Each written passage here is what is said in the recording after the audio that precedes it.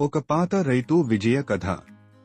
మన పూర్వీకుల జీవితాలు, ప్రత్యేకంగా రైతుల విజయగాథలు మనకు ఎంతో ప్రేరణనిచ్చేలా ఉంటాయి.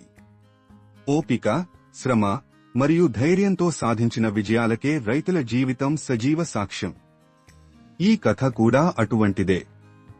ఇది ఒక సాధారణ రైతు నుంచి విజయవంతమైన వ్యవసాయ దిగ్గజంగా మారిన ఒక పాత రైతుగాథ. విజయవాడ సమీపంలోని చిన్న గ్రామంలో నివసించిన రామయ్య ఒక సాధారణ రైతు కుటుంబానికి చెందినవాడు. అతనికి ఉన్నది చిన్న చిన్న పొలాలు మాత్రమే. కాని అతనికి పెద్ద కలలు, లోతైన లక్ష్యాలు ఉండేవి. అతని కల వెనుక ఉన్న కారణం తాను స్వయం సమృద్ధి సాధించి తన కుటుంబానికి మంచి జీవనోపాధి కల్పించడమే.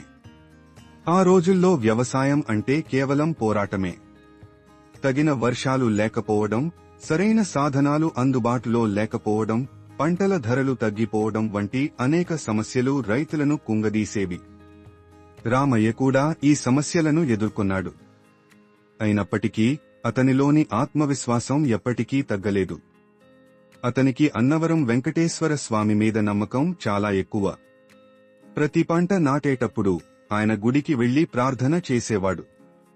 ఒక సంవత్సరం పంట పూర్తిగా నాశనమయ్యింది.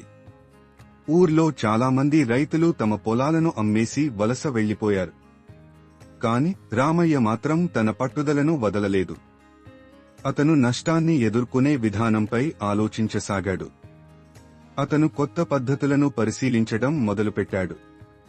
ప్రాచీన విధానాల్ని ఆధునిక శాస్త్రీయ పద్ధతులతో సమీకరించి వ్యవసాయంలో ప్రయోగాలు చేయాలనుకున్నాడు. రామయ్య తన పొలంలో దూదిని పండించడం ఆపి బదులుగా మిరప పంటను నాటాడు. ఆ సమయంలో మిరపకి మంచి డిమాండ్ ఉండేది. ప్రథమంగా సేంద్రియ వ్యవసాయ పద్ధతులను అనుసరించాడు. ఎరువులు, పురుగు మందులు వంటి రసాయనాలను తగ్గించి పశువుల పురుగుమసిని మరియు వెదురు ఆధారిత ఎరువులను వాడడం మొదలుపెట్టాడు. అతనికి మొదట ఈ మార్పు కొంచెం గడ్డు అనిపించింది. కాని క్రమంగా అతని కృషి ఫలితాన్ని ఇచ్చింది. 3 ఏళ్లలోనే రామయ్యకు అనుకున్న ఫలితాలు కనబడటం ప్రారంభమయ్యాయి. అతని మిరప పంటకు మంచి ధర రావడంతో ఆర్థికంగా బలపడాడు. సొంత పొలాన్ని విస్తరించి మరింత ఎక్కువ పంటలు పండించే స్థాయికి చేరుకున్నాడు. రైతాంగంలో సేంద్రియ వ్యవసాయం గురించి అవగాహన కల్పించడం ప్రారంభించాడు. అతని ఈ ప్రయోగం అతనికి మాత్రమే కాక ఊరి రైతులందరికీ ఆదర్శంగా నిలిచింది. పంటలతో పాటు రామయ్య పశుపోషణలో కూడా ముందంజ వేశాడు. గేదెలను కొనుగోలు చేసి పాల ఉత్పత్తిలో కూడా మెరుగుదల సాధించాడు. పాడి ప్రదేశాల నిర్వహణలోనూ కొత్త పద్ధతులను అనుసరించాడు. ఈ ప్రయత్నాల ఫలితంగా అతనికి ఆర్థిక సమృద్ధి కూడా పెరిగింది. రామయ్య విజయవంతమైన రైతుగా పరిణామం చెందడంతో అతను తన ఊరిలోనే కాకుండా చుట్టుపక్కల గ్రామాల రైతులకు కూడా స్ఫూర్తిగా నిలిచాడు. ఆదాయాన్ని మాత్రమే పెంచకుండా తన గ్రామాన్ని అభివృద్ధి చేయడంలో కూడా రామయ్య కీలక పాత్ర పోషించాడు. అతను ఊర్లో ఒక బడి స్థాపించాడు. పిల్లలకు నాణ్యమైన విద్య అందించాలని అతని కల. రైతు కుటుంబాలకు చిన్నపిల్లలు కూడా వ్యవసాయం గురించి తెలుసుకోవాలని, అది ప్రతిదానికి పునాదిగా నిలవాలని రామయ్య ఆశించాడు. రామయ్య జీవితం మనకు ఒక స్పష్టమైన సందేశం ఇస్తుంది.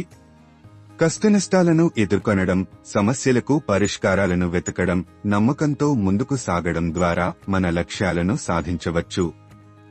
వ్యవసాయ రంగం దేశానికి వెన్నెముక వంటి రంగం. కేవలం ప్రభుత్వ ఆధారపడి ఉండకూడదు. రైతు స్వయంగా ఆలోచించి శాస్త్రీయ పద్ధతులను అనుసరించి విజయం సాధించగలడు. రామయ్య తన కథను ఎప్పుడూ దాచిపెట్టలేదు. అతని అనుభవాలను, విజయ రహస్యాలను గ్రామస్తులందరితో పంచుకున్నాడు. తన జీవితంలో ఓటములను, గెలుపులను స్ఫూర్తిగా మార్చుకుని ప్రతి రైతు సాధించగలడని నమ్మకాన్ని అందరిలోనూ నింపాడు. ఈ పాత రైతు కథ మనకు ఒక విజయం సాధించాలంటే కేవలం కృషి మాత్రమే కాదు, సరైన ఆలోచన, విధానం మరియు పట్టుదల కూడా ముఖ్యమని చెప్పిస్తుంది. ఈ కథతో ప్రతి ఒక్కరికీ స్ఫూర్తి కలగాలని కోరుకుంటూ మన రైతు మన దేశానికి నిజమైన బలం అని మరోసారి చెప్పుకోవచ్చు.